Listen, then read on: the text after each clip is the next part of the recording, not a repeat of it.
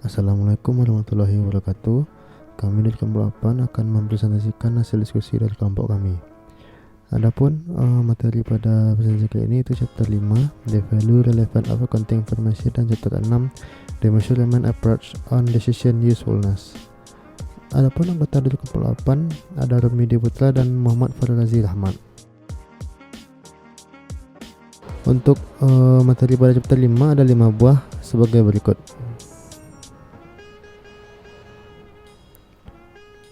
Dan untuk materi pada chapter 6 ada 9 sebagai berikut.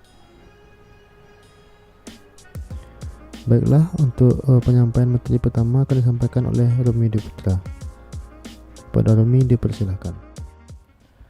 Baiklah, saya di sini akan menjelaskan materi dari chapter 5, yaitu tentang the value relevance of accounting information.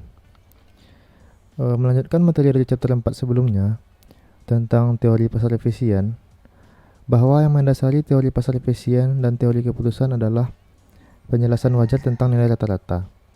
Kita harus mengamati nilai pasar sekuritas dengan memberikan respon dengan cara memprediksi ke informasi yang baru. Beberapa penelitian akuntansi sebelumnya telah menetapkan bahwa pasar memang merespon informasi akuntansi. Ketika pasar merespon, dapat dikatakan bahwa informasi akuntansi tersebut memiliki nilai relevansi.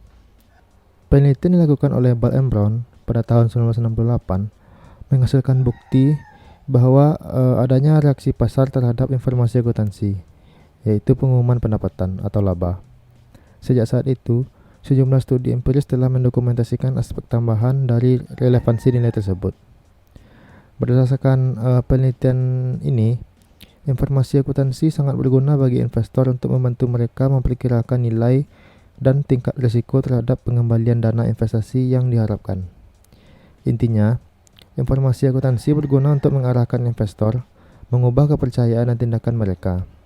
Selanjutnya, tingkat kegunaan bagi investor dapat diukur dengan tingkat perubahan volume atau harga setelah pengumuman informasi akuntansi tersebut. Pendekatan nilai relevansi memberikan pandangan bahwa investor ingin membuat prediksi sendiri mengenai tingkat pengembalian di masa depan dan mampu menggunakan semua informasi yang bermanfaat untuk meningkatkan kegunaannya lebih lanjut. Dengan membiarkan respon pasar membantu mereka mengenai informasi yang berguna dan tidak berguna bagi investor. Baiklah, kita masuk kepada materi yang pertama pada chapter 5 ini, yaitu Outline of the Best Research Problem atau garis besar masalah penelitian.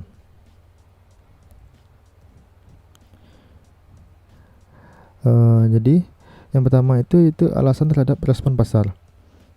Jadi kita mulai dengan meninjau alasan mengapa harga pasar saham perusahaan dapat merespon dari informasi laporan keuangan.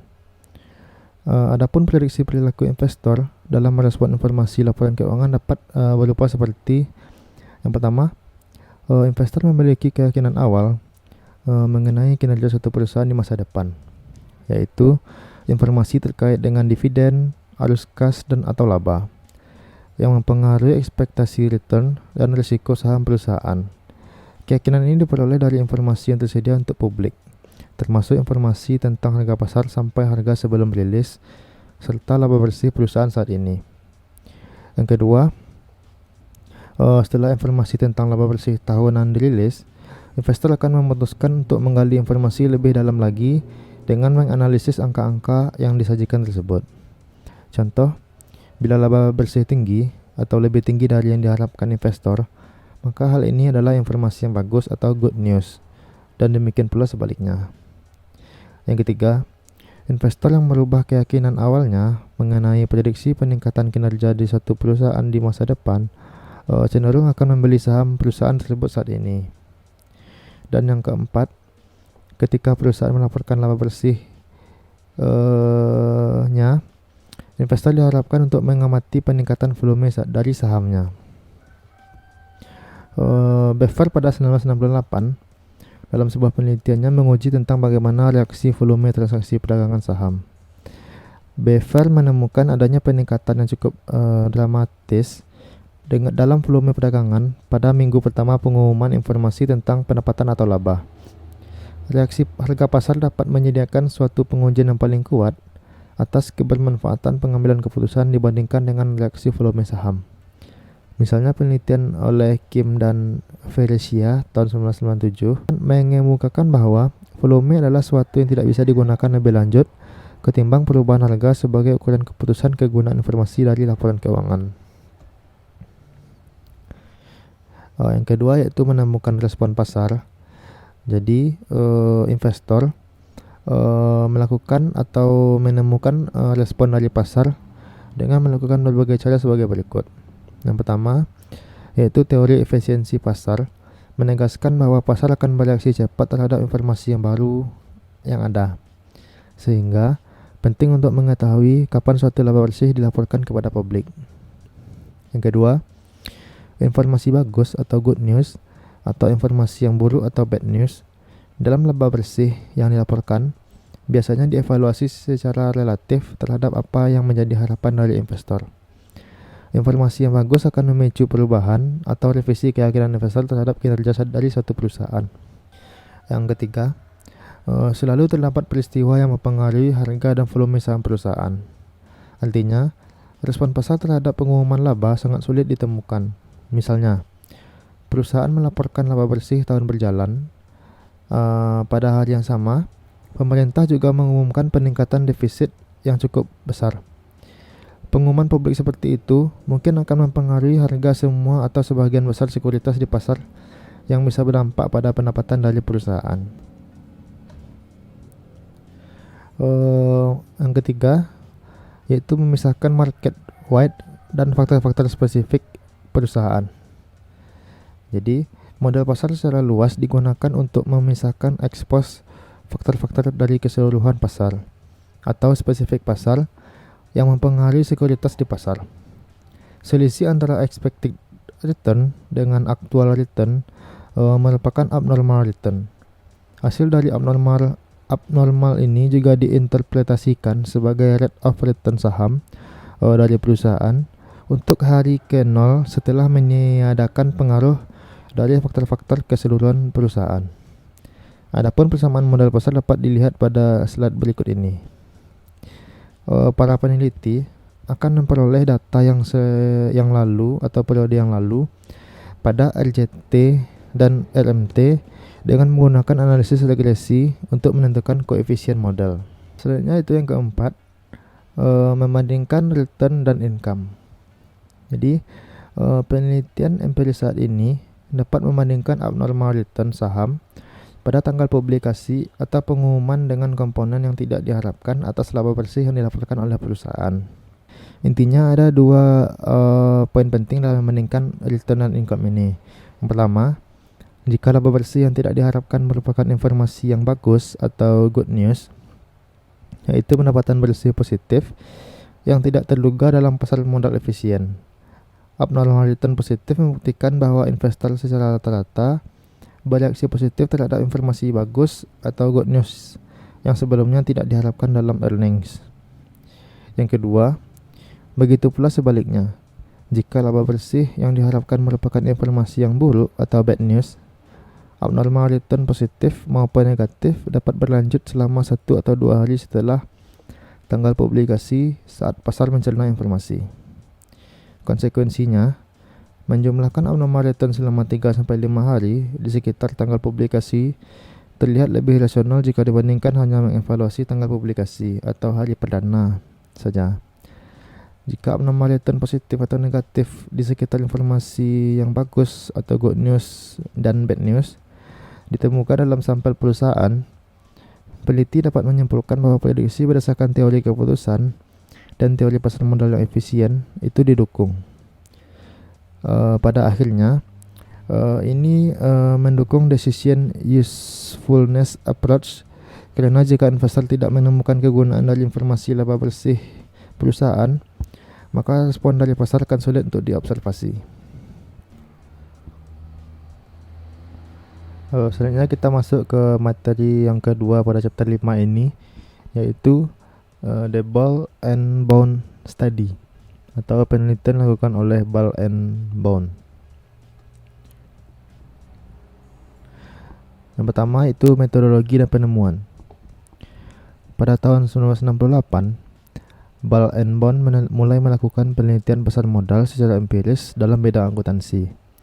Mereka merupakan peneliti pertama yang menemukan bukti ilmiah yang meyakinkan bahwa tingkat pengembalian saham perusahaan sejalan dengan informasi yang disajikan dalam laporan keuangan.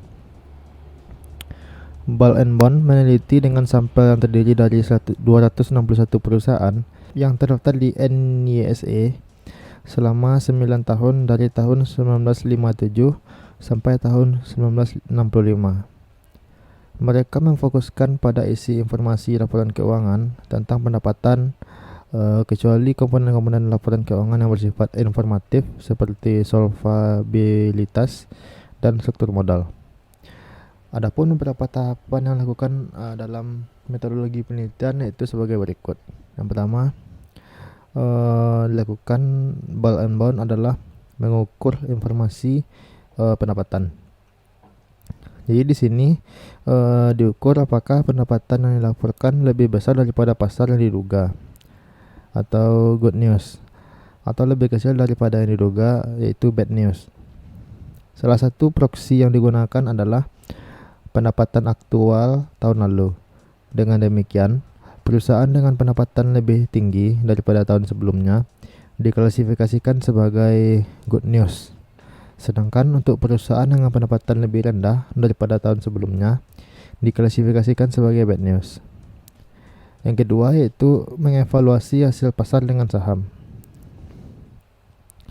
Mengevaluasi pengembalian pasar atas saham ini itu dari perusahaan sampel yang mendekati waktu pengumuman dari pendapatan. Dapat kita lihat pada gambar 5.2 pada slide berikut ini. Jadi kita anggaplah perusahaan J melaporkan pendapatan pada tahun 1957 pada bulan Februari 1958. Dengan pendapatan ini diklasifikasikan sebagai good news. Misalkan juga pengembalian portofolio pasar NYSE atau pada bulan Februari 1958 adalah 0,001, menghasilkan pengembalian perusahaan yang diharapkan sebesar 0,009. Ball and Bond kemudian akan menghitung pengembalian aktual atas saham perusahaan J untuk Februari pada tahun 1958. Misalkan ini adalah 0,0015, menghasilkan pengembalian abnormal untuk bulan Februari sebesar 0,006. Sejak pendapatan perusahaan J tahun 1957 dilaporkan pada bulan Februari 1958 dan karena sahamnya memperoleh 0,006 melebihi di atas pasar pada bulan ini, jadi orang mungkin curiga bahwa alasan abnormal return positif adalah karena investor bereaksi secara positif terhadap good news dari pendapatan tersebut. Aspek penting dalam penelitian oleh Ball and Bond ini adalah bahwa mereka mengulangi perhitungan pendapatan pasar saham yang tidak normal untuk white windows yang masing-masing terdiri dari 11 bulan sebelumnya dan 6 bulan sesudah bulan penerbitan dari informasi pendapatan atau laba.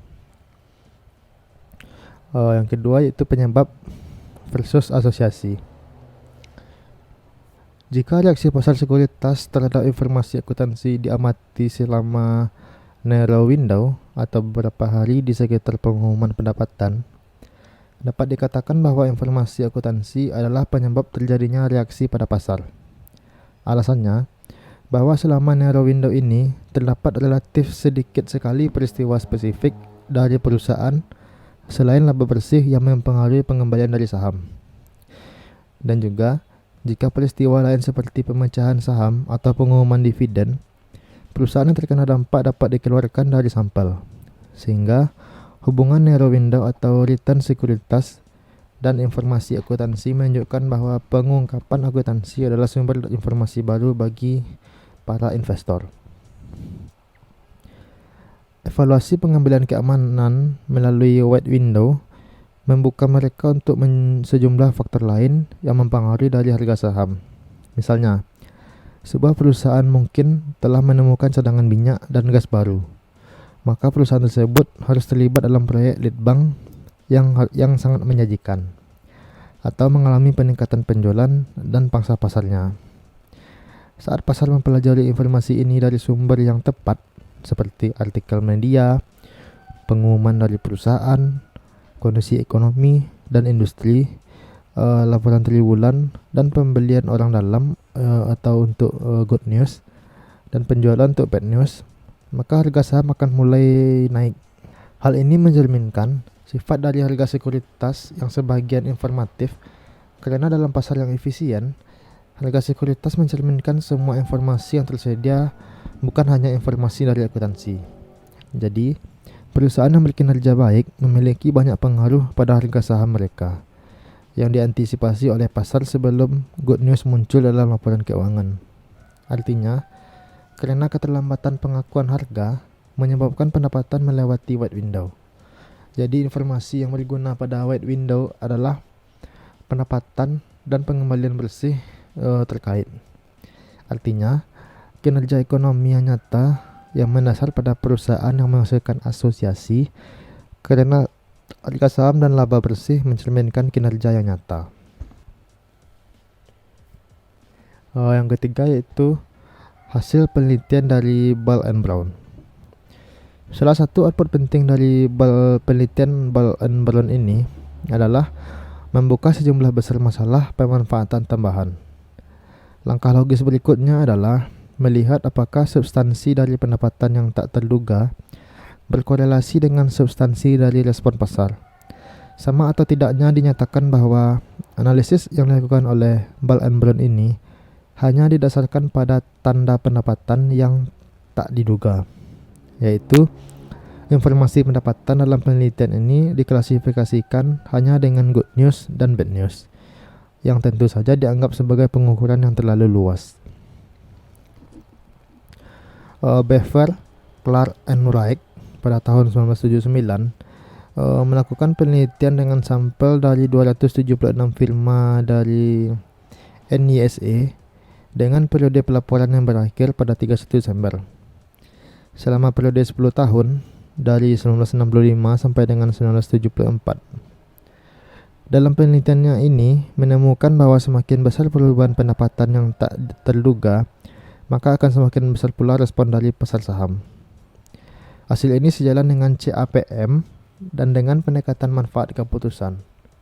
Karena semakin besar perubahan pendapatan yang tak terduga, maka akan semakin besar pula kemungkinan investor untuk merevisi estimasi mereka pada earning power perusahaan dan berdampak kepada hasil dari investasi dan hal lain yang sama. Selain itu, penelitian tentang akuntansi telah mempelajari respon pasar sekuritas terhadap laba bersih, baik itu di bursa saham lain, di negara lain, serta untuk pelaporan pendapatan kuartalan yang menghasilkan hal yang serupa. Pendapatan tersebut telah diterapkan untuk mempelajari respon pasar terhadap informasi yang terkandung dalam standar akuntansi yang baru, perubahan auditor, dan lain sebagainya.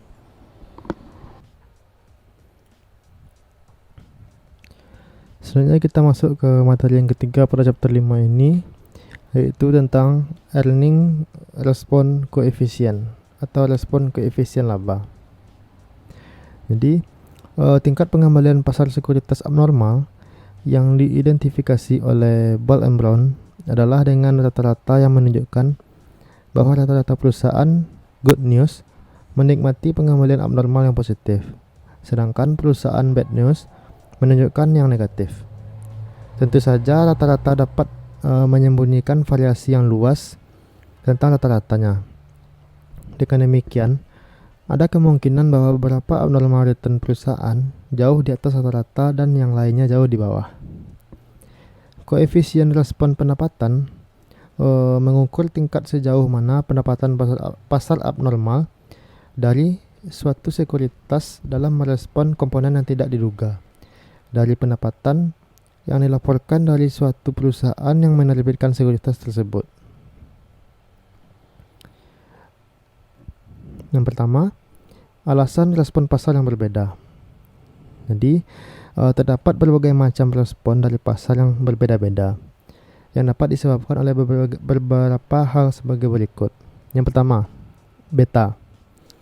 Jadi, semakin berisiko tingkat pengembalian yang diharapkan perusahaan di masa depan, maka semakin rendah nilai beta yang akan membuat investor ingin untuk menghindari risiko tersebut. Jika sekuritas memiliki beta yang tinggi, maka akan meningkatkan risiko portofolionya. Konsekuensinya, tidak akan membayar sebanyak jika sekuritas memiliki beta yang rendah. Sebagai akibatnya, beta yang tinggi dapat bertindak sebagai rem bagi permintaan terhadap sekuritas yang good news. Ketika semua investor berpengalaman yang menolak risiko akan memikirkan hal ini, maka permintaan atas saham perusahaan seperti menerbitkan good news, maka akan lebih rendah nilai betanya, dan yang lain dianggapnya sama. Permintaan yang lebih rendah mengimplikasikan kenaikan yang lebih rendah dalam harga pasar dan penerimaan dalam respon good news. Oleh karena itu, IRC lebih rendah. Bukti empiris tentang IRC yang lebih rendah untuk sekuritas beta yang lebih tinggi sudah ditemukan oleh Collins and Kothari pada tahun 1989 dan oleh Aston dan Ziziewski pada tahun 1989. Yang kedua, capital structure. Jadi, untuk perusahaan yang memiliki leverage yang tinggi, misalkan kenaikan dalam pendapatan, akan meningkatkan kemampuan dalam melunasi obligasinya atau kewajiban yang belum terselesaikan lainnya. Sehingga, kebanyakan informasi bagus atau good news dalam pendapatan lebih banyak mengarah kepada debt holder dan bukan pada pemegang saham. Yang ketiga, ada persistence. Persisten merupakan konsep yang cukup menantang dan memiliki manfaat yang banyak bagi perusahaan. Alasannya yaitu seperti dikemukakan oleh Ramakrishnan dan Thomas pada tahun 1991, bahwa komponen-komponen yang berbeda dari pendapatan bersih bisa memiliki persisten yang berbeda. Sebagai contoh, dalam tahun yang sama, perusahaan berhasil meluncurkan produk baru dan perusahaan juga melaporkan keuntungan disposal atas pabrik dan peralatan. Selanjutnya, persisten pendapatan merupakan rata-rata persistence yang berbeda dari komponen-komponen pendapatan. Ramakrishnan dan Thomas membedakan ada 3 tipe peristiwa dari pendapatan. Yang pertama itu permanen, yaitu pendapatan yang diekspektasikan akan berlangsung secara tidak terbatas atau terus-menerus. Yang kedua ada transitory, yaitu pendapatan yang mempengaruhi pendapatan dalam tahun berjalan namun tidak pada tahun berikutnya. Yang ketiga ada harga yang tidak relevan, yaitu pendapatan konstan yang bernilai 0. Yang keempat ada earnings quality. Jadi pada bagian sebelumnya kita telah mendefinisikan kualitas sebagai suatu keinformatifan pendapatan dengan besarnya profitabilitas dari sistem informasi yang terkait. Semakin tinggi profitabilitas, maka semakin tinggi ekspektasi terhadap IRC. Karena investor lebih mampu menyimpulkan kinerja perusahaan masa depan daripada kinerja perusahaan di saat ini.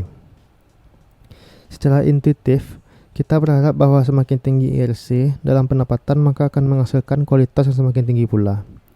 Sebagai satu masalah yang praktis, pengukuran kualitas pendapatan kurang begitu jelas, ketika kemungkinan sistem informasi tidak secara langsung bisa diamati.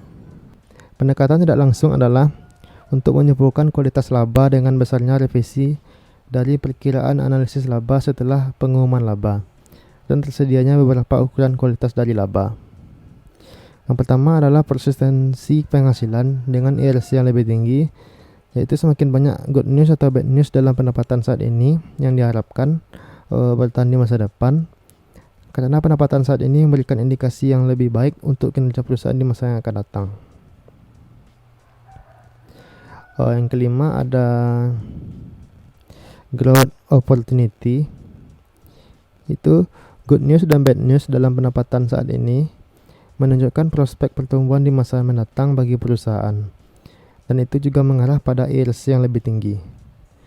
Pendapatan bersih yang berdasarkan biaya historis tidak bisa mengungkapkan secara jelas tentang pertumbuhan perusahaan ke depannya.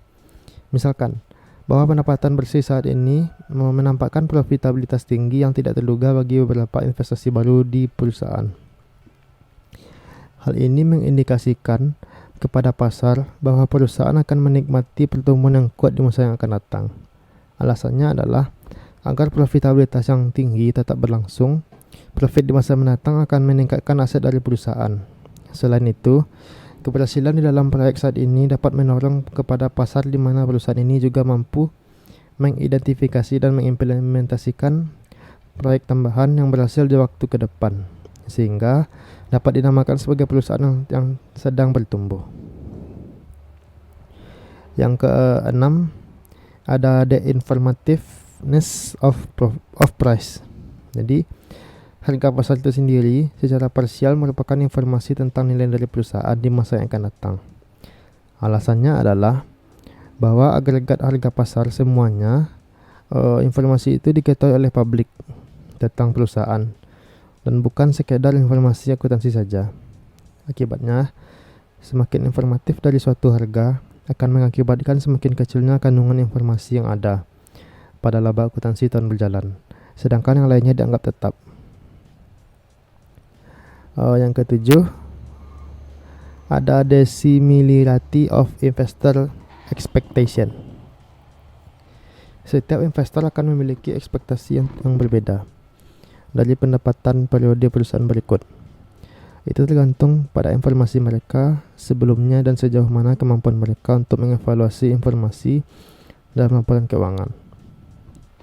Namun, perbedaan ini akan berkurang sejauh mereka menggunakan sumber informasi yang sama, seperti perkiraan konsensus analisis, misalnya rata-rata dari semua perkiraan, saat membentuk ekspektasi dari mereka. Pertimbangan pelaporan perusahaan tentang pendapatan saat ini berharap beberapa investor akan menganggap informasi ini sebagai good news dan yang lainnya sebagai bad news. Karena itu sebagian akan cenderung membeli dan sebagian lagi menjual. Namun, sejauh ekspektasi pendapat investor hampir sama, mereka akan memberikan interpretasi yang sama pula. Misalnya, jika sebagian besar investor mendasarkan ekspektasi pendapatan mereka kepada perkiraan konsensus dari analisis dan pendapatan saat ini kurang dari perkiraannya, mereka semua akan menganggap ini sebagai bad news dan akan cenderung menjual daripada membeli. Dengan demikian, semakin mirip ekspektasi dari pendapatan, semakin besar pula lah pengaruh mata uang dari pendapatan abnormal pada harga saham. Akibatnya, perkiraan analis yang lebih tepat, yaitu dispersi yang rendah, maka akan membuat semakin mirip ekspektasi dari pendapatan investor dan semakin besar pula lah IRC-nya. Yang kedua, implikasi dari penelitian IRC. Yang pertama yaitu mengapa akuntansi tertarik dengan investor pasar terhadap informasi akuntansi dari keuangan. Alasannya adalah bahwa pemahaman yang lebih baik mengenai respon pasar menunjukkan cara agar mereka dapat memperbaiki kegunaan keputusan laporan keuangan lebih lanjut. Misalnya bukti empiris hubungan positif antara IRC dan kualitas laba menunjukkan bahwa kualitas pendapatan yang lebih tinggi adalah nilai dari investor dari ekuitas. Yang kedua, pentingnya persistensi laba bagi IRC. Jadi, pentingnya persistensi laba bagi IRC berarti pengungkapan komponen laba bersih bermanfaat bagi investor. Banyak detail dalam laporan laba rugi di neraca dan dalam informasi tambahan membantu investor menafsirkan persistensi angka pendapatan saat ini. Argumen ini didukung oleh Jones and Smith pada tahun 2011 yang mempelajari keuntungan dan kerugian yang tidak biasa dan tidak berulang berdasarkan sampel perusahaan Amerika Serikat selama periode 1986 sampai dengan 2005. Mereka melaporkan bahwa barang-barang khusus bertahan rata-rata setidaknya 5 tahun. John and Smith juga memeriksa persistensi pendapatan komprehensif lain atau OCI. Mereka melaporkan bahwa item OCI tersebut bersifat sementara, rata-rata bertahan hanya selama 1 tahun.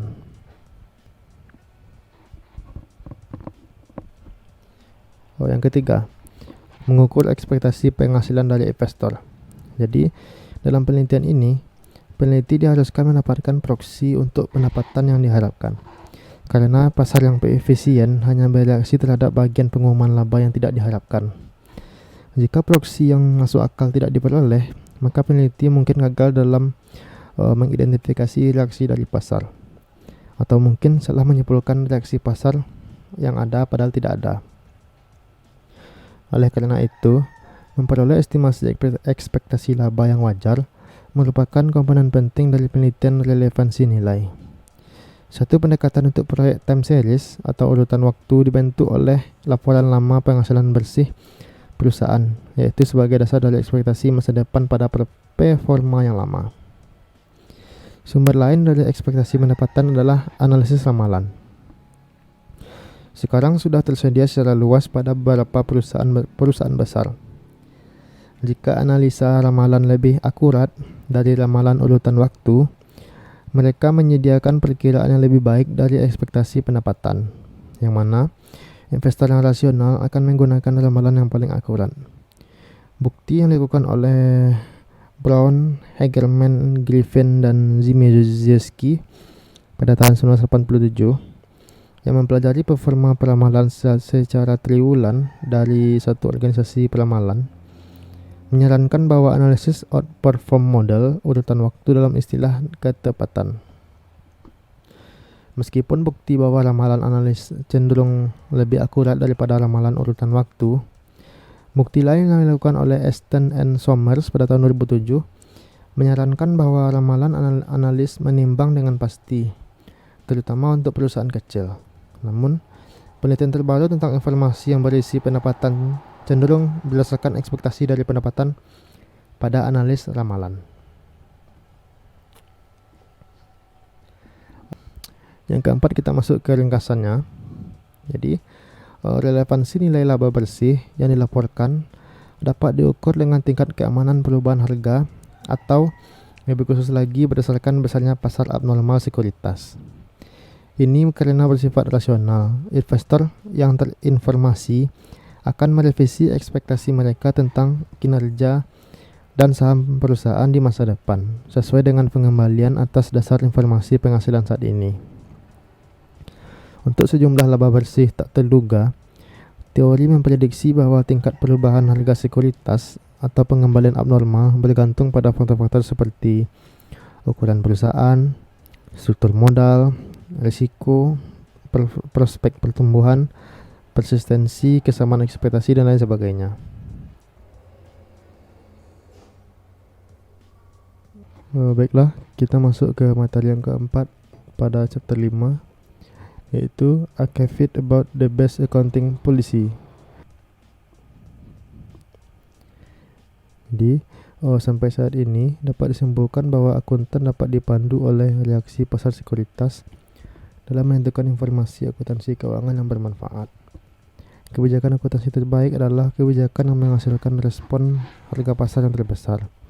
Misalnya, jika laba bersih dilaporkan di bawah akuntansi yang konservatif, maka apakah akuntansi nilai lancar tidak dapat dipilih? Jadi, sesuai dengan situasi tertentu, jawabannya adalah ya.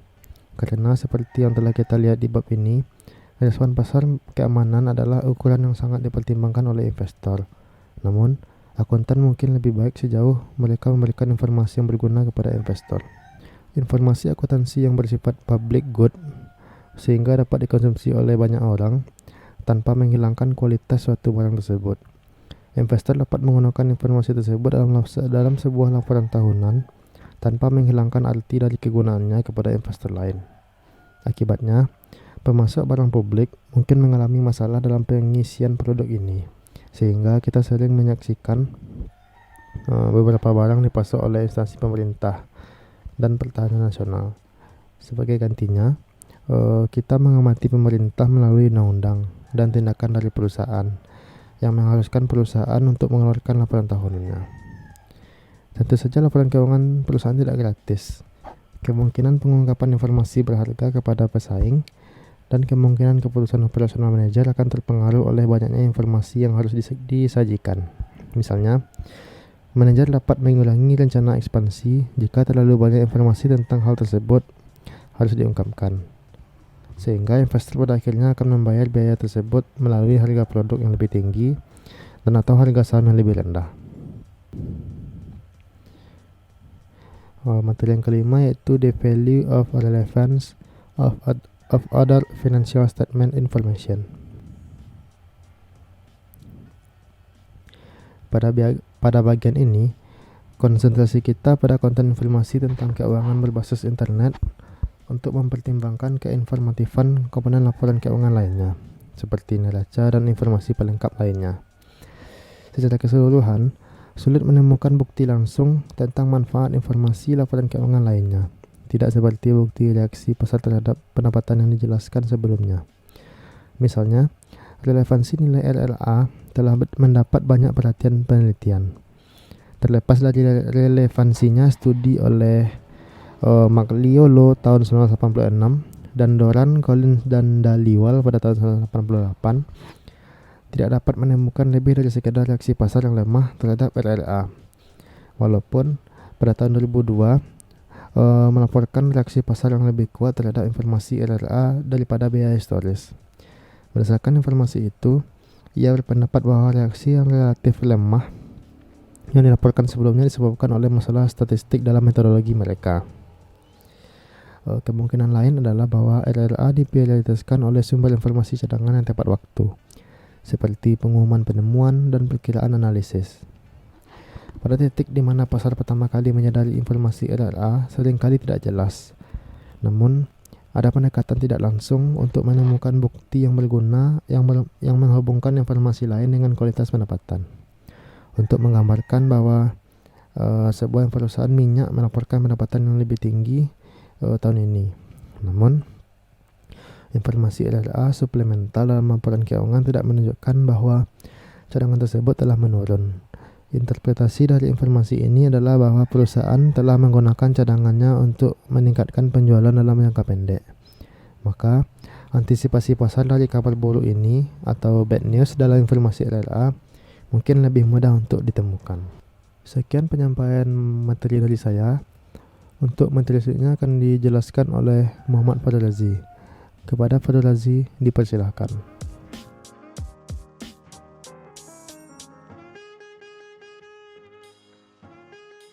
Assalamualaikum warahmatullahi wabarakatuh. Perkenalkan, nama saya Muhammad Fauzi Rahmat. Pada kesempatan ini saya akan menjelaskan pada chapter 6 tentang pendekatan pengukuran kebermanfaatan dan pengambilan keputusan. Yang pertama yaitu overview atau gambaran.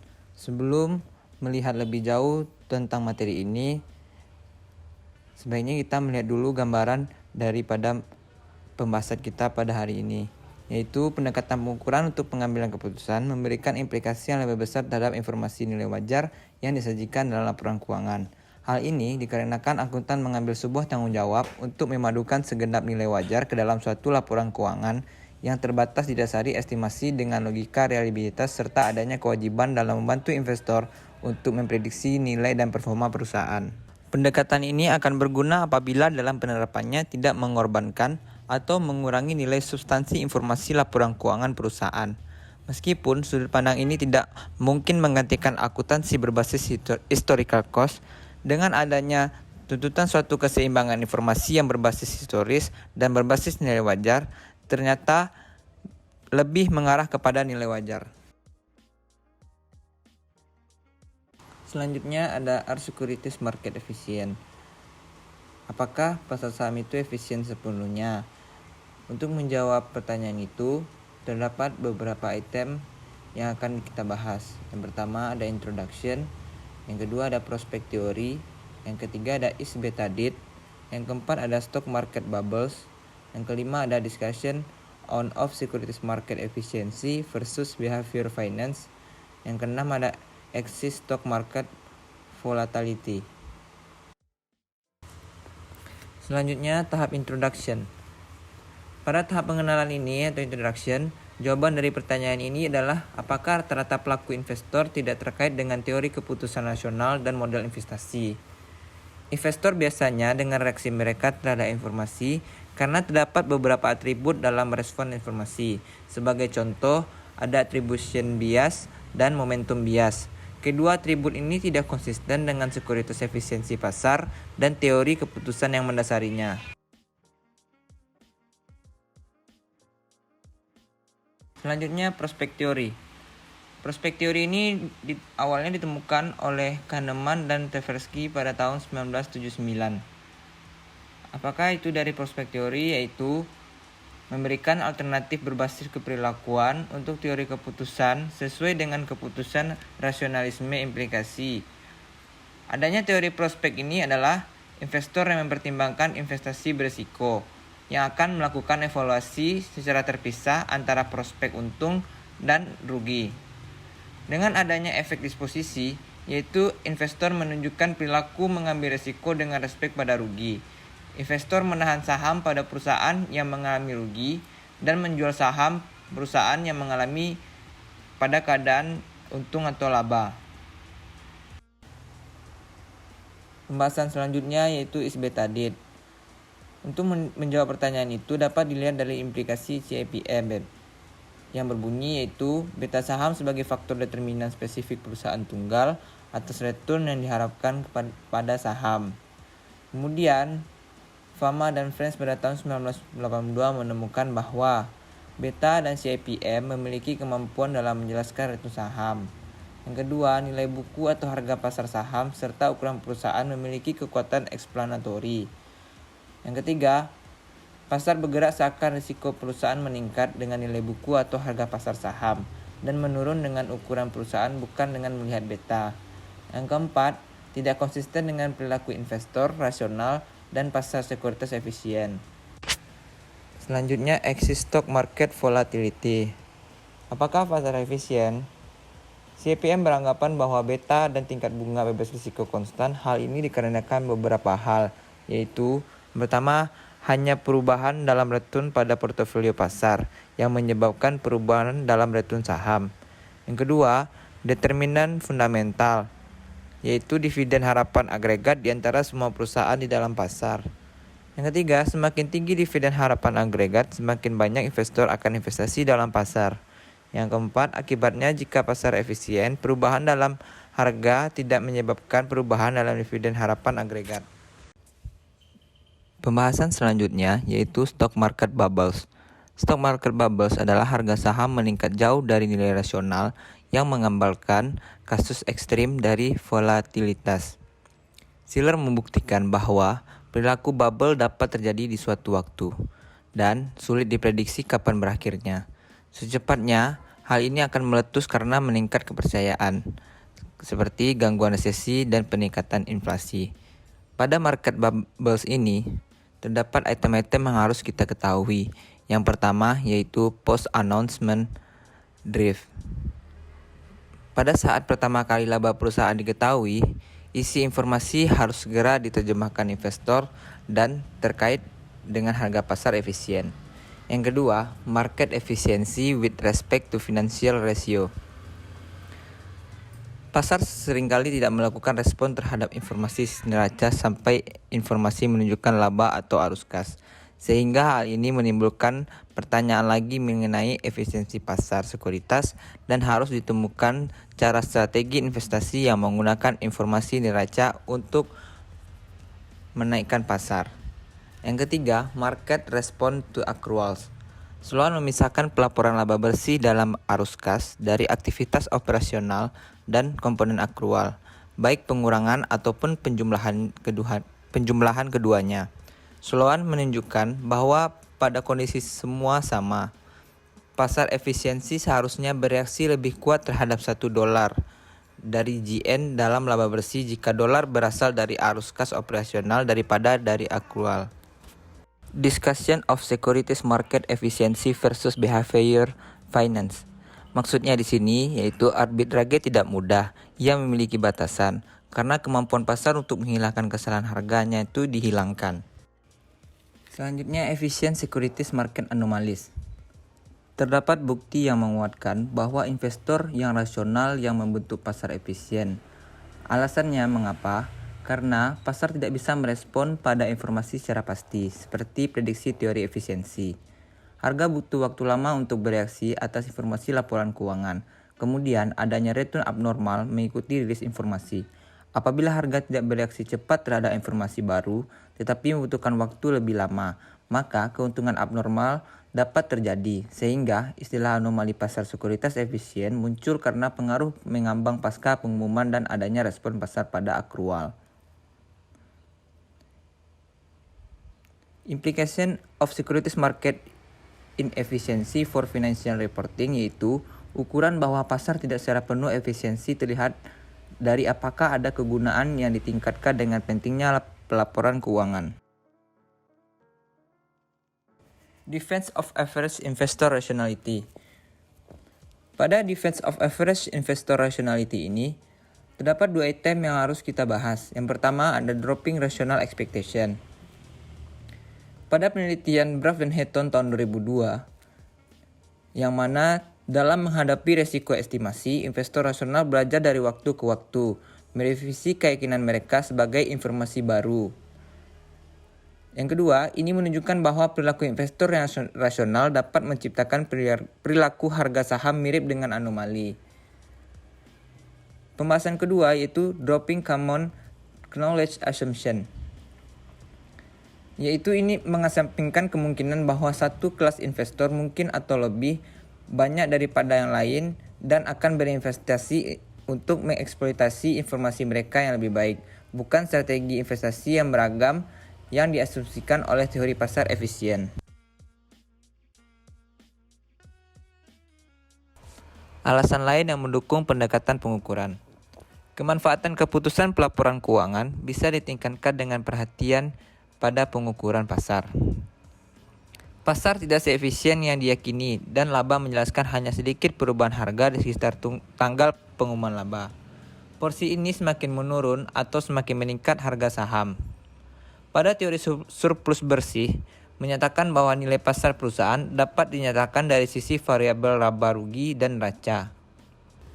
Teori surplus bersih juga menyatakan nilai perusahaan tergantung pada variabel akuntansi fundamental, konsisten dengan perspektif pengukuran. Pembahasan selanjutnya yaitu the low value relevance of financial statement information. Dari sisi riset empiris, informasi laba hanya mampu menjelaskan sangat kecil tentang harga sekuritas. Variabilitas keuntungan abnormal dalam narrow window hanya 2% sampai 5% yang dijelaskan oleh informasi earning. Sisanya diakibatkan oleh faktor lain selain perubahan earning. Menurut Lev, rendahnya respon pasar terhadap earning disebabkan oleh earning quality yang rendah. Pembahasan selanjutnya yaitu Olson Clean Surplus Theory. Teori surplus bersih Olson yang dikemukakan oleh Pelham dan Olson pada tahun 1995 yang intinya berisi yang pertama memberikan kerangka kerja yang konsisten dengan perspektif pengukuran. Yang kedua, menunjukkan bagaimana nilai pasar perusahaan dapat dinyatakan dari sisi komponen neraca dan laba rugi. Berasumsi bahwa ada kondisi ideal dalam pasar, termasuk relevansi dividen. Selanjutnya, sukses dalam menjelaskan dan memprediksi nilai perusahaan secara aktual. Yang selanjutnya, menyatakan bahwa determinan fundamental nilai perusahaan adalah arus dividen. Dari pernyataan di atas, teori ini mendukung perspektif pengukuran. Pembahasan selanjutnya yaitu auditor legal liability. Mungkin sumber tekanan utama dalam perspektif pengukuran muncul sebagai reaksi terhadap kegagalan yang begitu luar biasa dari perusahaan-perusahaan besar, khususnya institusi keuangan. Dengan menggunakan akuntansi biaya historis, dapat saja terjadi bahwa perusahaan yang ada saat ini bisa menghilang di waktu kemudian. Sementara itu, para akuntan dan para auditor dapat mengklaim bahwa informasi tentang kegagalan yang akan datang secara harfiah, implisit di dalam catatan atau sumber-sumber lain, atau tidak merupakan tanggung jawab mereka.